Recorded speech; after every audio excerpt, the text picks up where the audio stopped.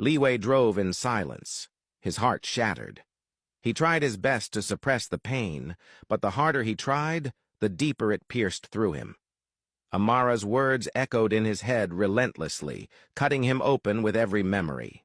A hollow laugh escaped his lips as he thought of how much of a fool he had been. To let himself grow weak for her, to open his heart after he had worked so hard to turn it solid, unbreakable. And yet, she had slipped inside, creeping past every wall he had built, making him soft, making him show her a side of himself he had never dared reveal to anyone else, only for her to trample on it, to throw it back at him, to go against the promise she had once made. His grip on the steering wheel tightened. Feeling as though he was losing himself, he pressed his foot harder on the accelerator, the engine roaring as the speed climbed. The rush of adrenaline was the only way to remind himself of who he was, that he could not and would not be broken by a girl he had only just met.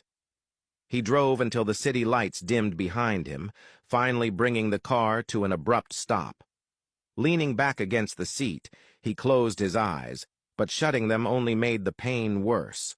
The more he tried to let it go, the more his thoughts betrayed him, circling back to her. Every promise they had made, every moment he had allowed himself to open up, every fragile piece of trust he had placed in her hands, it all returned to him like shards of glass.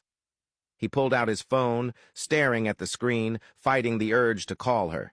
His thumb hovered, but he forced himself to stop. Then he noticed it. Missed calls she had left earlier. His chest tightened. He opened her messages and read through them, her words saying she needed to see him, that she had met with Master Shen, and that he had told her things she wanted to discuss face to face. His thoughts snapped back to Master Shen.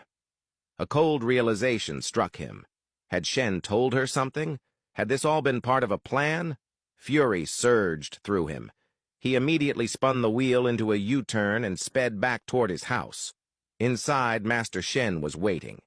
As soon as Liwei entered, Shen rose to his feet, his expression sharp as he told him how naive it had been to run after a girl who had proven she could not handle his other side, that he had lost sight of everything because of her.